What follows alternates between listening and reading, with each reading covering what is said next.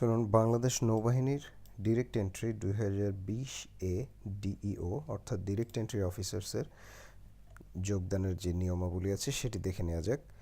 সর্বপ্রথমে আছে উপযুক্ততা, ইঞ্জিনিয়ারিং ও ইলেকট্রিক্যাল শাখা পুরুষ, বয়স 1 জানুয়ারি 2020 তারিখে, অনূর্ধ্ব 30 বছর, শিক্ষাগত যোগ্যতা naval architecture, mechanical, electrical and electronics ইঞ্জিনিয়ারিংয়ে স্নাতক অথবা স্নাতক সম্মান, এসএসসি এবং এইচএসসি উভয় পরীক্ষায় জিপিএ 4 এবং স্নাতক সম্মান পরীক্ষায় সিজিপিএ 2.54 স্কেলে থাকতে হবে।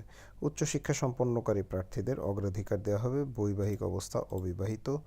নিয়োগ চূড়ান্ত মনোনয়ন শেষে স্থায়ী কমিশনড অফিসার হিসেবে অ্যাক্টিং সাব লেফটেন্যান্ট পদে কমিশন প্রদান করা হবে।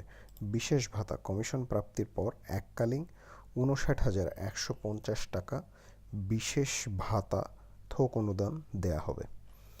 দ্বিতীয় যে পদ আছে সেটি শিক্ষা শাখা পুরুষ ও মহিলা, বয়স 1 জানুয়ারি 2020 তারিখে 30 বছর, যোগ্যতা নিম্নবর্ণিত বিষয়ে অনার্স বা মাস্টার্স, এসএসসি ও এইচএসসিতে জিপিএ 4 এবং অনার্স মাস্টার্সে 4 স্কেলে 2.5 পেতে হবে। বিষয়গুলো হচ্ছে গণিত, ইংরেজি, পদার্থ, রসায়ন, মনোবিজ্ঞান, আইন, কম্পিউটার সায়েন্স অ্যান্ড ইঞ্জিনিয়ারিং।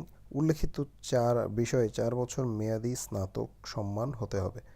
চাকুরির বাস্তব অভিজ্ঞতা সম্পন্নকারী প্রার্থীদেরকে অগ্রাধিকার দেওয়া হবে। বৈবাহিক অবস্থা অবিবাহিত, বিবাহিত। নিয়োগ চূড়ান্ত মনোনয়ন শেষে অ্যাক্টিং ইনস্ট্রাক্টর সাব লেফটেন্যান্ট পদে স্বল্পমেয়াদী কমিশনে 5 বছরের জন্য নিয়োগ করা হবে। পরবর্তীতে অফিসারের আবেদন ও কর্তৃপক্ষের বিবেচনায় চাকরি বর্ধিত ও স্থায়ী নিয়োগ প্রদান করা হবে। বিশেষ ভাতা কমিশন প্রাপ্তির পর এককালীন 42,250 টাকা বিশেষ ভাতা দেয়া হবে। সকল শাখার জন্য যে যোগ্যতা প্রয়োজন সেগুলো বলে দিচ্ছি। বাংলাদেশি নাগরিক হতে হবে এবং পুরুষ মহিলার জন্য ওজন, উচ্চতা এবং বুকের মাপ দেওয়া আছে সেটি থাকতে হবে এবং পশ্চাৎ প্রবীণতা পাবেন। বাংলাদেশ নৌবাহিনীর প্রচলিত বিধি মোতাবেক পশ্চাৎ প্রবীণতা প্রদান করা হবে। অযোগ্যতা সেনা নৌ বিমান বাহিনী হতে বা কোনো সরকারি চাকরিতে বরখাস্ত কিংবা অপসারিত হলে আইএসএসবি থেকে 2 বার স্ক্রিনড আউট অথবা প্রত্যাখ্যাত, 1 বার স্ক্রিনড আউট 1 বার প্রত্যাখ্যাত হলে আবেদন করা যাবে। এবং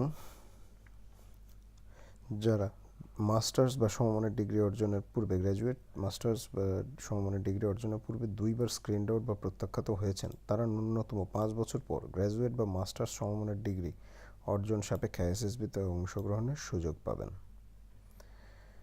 মনোনয়ন পদ্ধতি এখানে দেওয়া আছে। কয়েকটি পর্যায়ের মাধ্যমে মনোনয়ন পদ্ধতি হবে। প্রথমে স্বাস্থ্য পরীক্ষা সাক্ষাৎকার, এরপর লিখিত, এরপর আইএসএসবি, এরপর চূড়ান্ত স্বাস্থ্য পরীক্ষা এবং চূড়ান্ত মনোনয়ন। বেতন ভাতা সরকারি নিয়ম অনুযায়ী বেতন ভাতা এবং এর আগেই বলে দেওয়া হয়েছে। অন্যান্য বিশেষত্ব এখানে দেয়া আছে, আপনারা কি কি সুবিধা পেতে পারেন। এবং আবেদন করার জন্য আপনাদেরকে যেতে হবে joinnavy.navy.mil.bd ওয়েবসাইটের লিঙ্কটি ডেসক্রিপশন বক্সে দেওয়া থাকবে।